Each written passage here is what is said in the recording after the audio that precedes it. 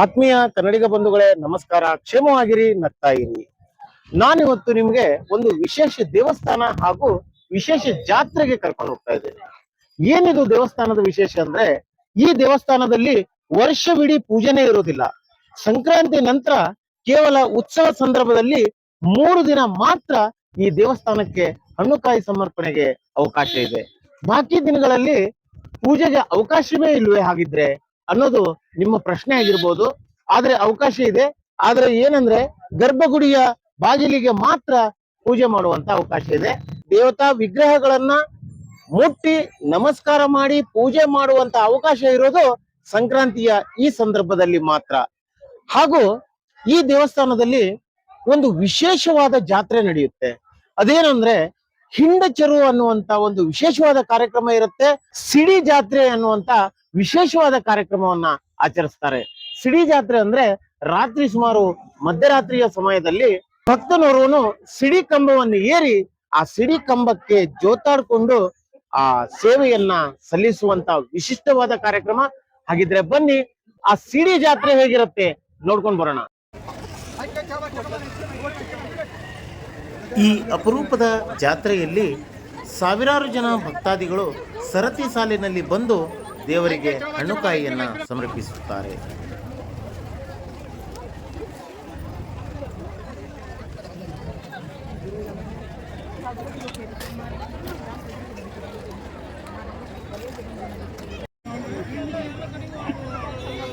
ಇಲ್ಲಿನ ದೇವರಿಗೆ ಹಣ್ಣುಕಾಯಿ ಸಮರ್ಪಿಸುವುದರ ಜೊತೆಗೆ ಹರಕೆಯ ಗೊಂಬೆಗಳನ್ನು ಸಮರ್ಪಿಸುವುದೊಂದು ವಿಶಿಷ್ಟವಾದ ಸಂಪ್ರದಾಯ.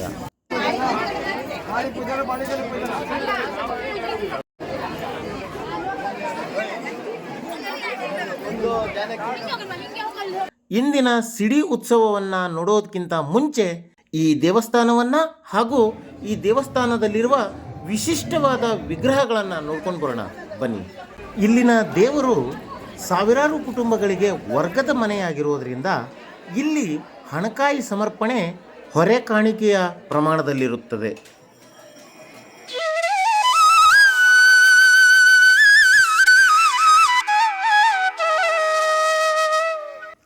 ಈ ದೇವಸ್ಥಾನದಲ್ಲಿ ಪ್ರಮುಖವಾದ ವೀರಮಾಸ್ತಿ ದೇವರೊಂದಿಗೆ ನೇತ್ರಾಣಿ ಜಟ್ಟಿಗನವರೆಗೂ ಹಲವಾರು ಸಹಪರಿವಾರ ದೇವರುಗಳು ನೆಲೆಸಿದ್ದಾರೆ.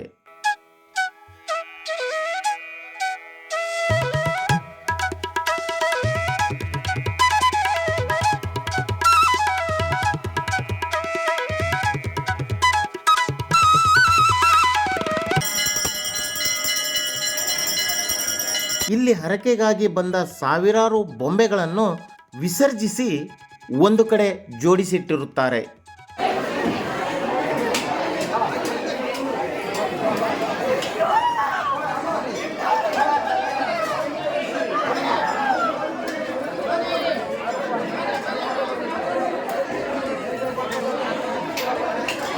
ಇಲ್ಲಿ ಬರುವ ಸಾವಿರಾರು ಜನ ಭಕ್ತಾದಿಗಳಿಗೆ ಈ 3 ದಿನಗಳು ಸಹ ನಿತ್ಯ ಅನ್ನಪ್ರಸಾದ ಭೋಜನದ ವ್ಯವಸ್ಥೆ ಇರುತ್ತದೆ.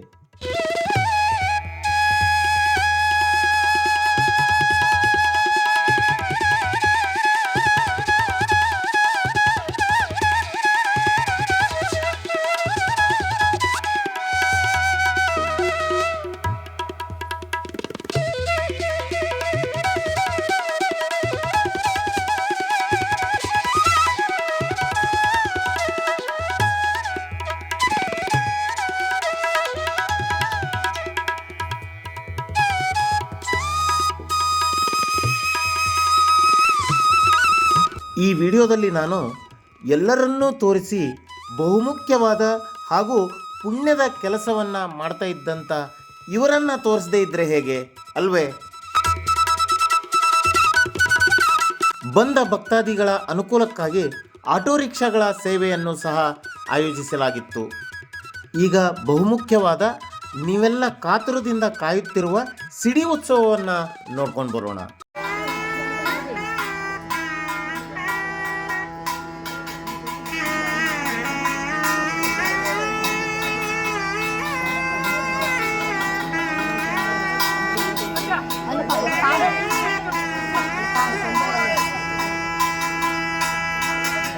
ಮಗ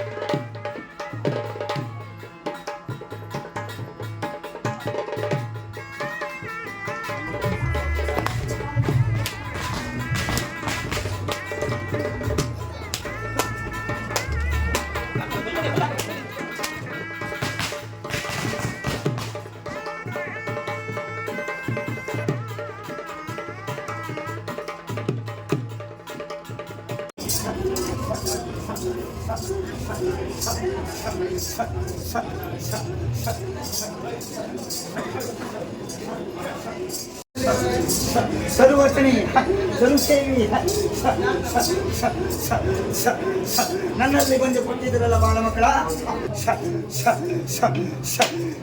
ಚಂದ್ರೀತ್ಯಂತೆ ಕಾರ್ಯಕ್ರಮ ನಾನು ಮುಗಿಸಿಕೊಡುತ್ತ ಬಾಳ ಮಗನೇ ಹೆದರಬೇಡ ತಕ ಪ್ರಸಾದ ಹೆದರಬೇಡ ಹೋಗ್ ಹೆದರಬೇಡ ತಕ ಪ್ರಸಾದ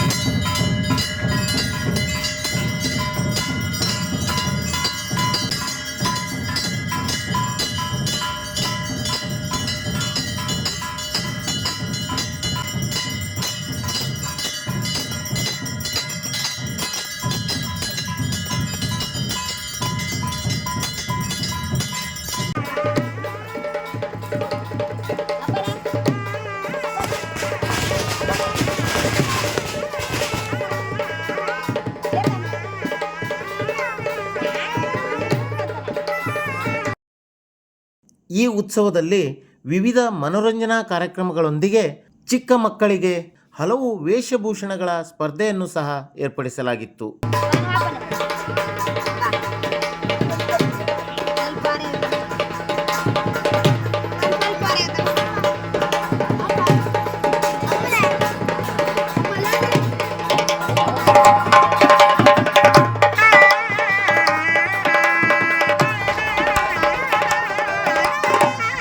ಹಾಗಿದ್ರೆ ಈ ದೇವಸ್ಥಾನ ಎಲ್ಲಿದೆ ಅಂತಂದ್ರೆ, ಈ ದೇವಸ್ಥಾನ ನಿಮ್ಮೆಲ್ಲರ ಅಚ್ಚುಮೆಚ್ಚಿನ ಸ್ಥಳವಾದ ಮುರುಡೇಶ್ವರದಿಂದ ಕೇವಲ 2 ಕಿಲೋಮೀಟರ್ ದೂರದಲ್ಲಿದೆ.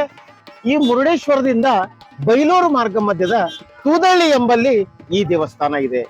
ನಮ್ಮ ಉತ್ತರ ಕನ್ನಡ ಜಿಲ್ಲೆಯಲ್ಲಿಯೇ ಅತ್ಯಂತ ವಿಶಿಷ್ಟವಾದ ಈ ದೇವಸ್ಥಾನದ ಅಭಿವೃದ್ಧಿ ಕಾರ್ಯದಲ್ಲಿ ತಾವು ಕೈ ಜೋಡಿಸಬೇಕು ಎನಿಸಿದ್ದಲ್ಲಿ ಇಲ್ಲಿ ತೋರಿಸಿದ ನಂಬರ್ಗೆ ಕರೆ ಮಾಡಬಹುದು ಅಥವಾ ಇಲ್ಲಿ ನಮೂದಿಸಿದ ಬ್ಯಾಂಕ್ ಅಕೌಂಟ್ಗೆ ನೇರವಾಗಿ ತಮ್ಮ ಕೊಡುಗೆಯನ್ನು ನೀಡಬಹುದು.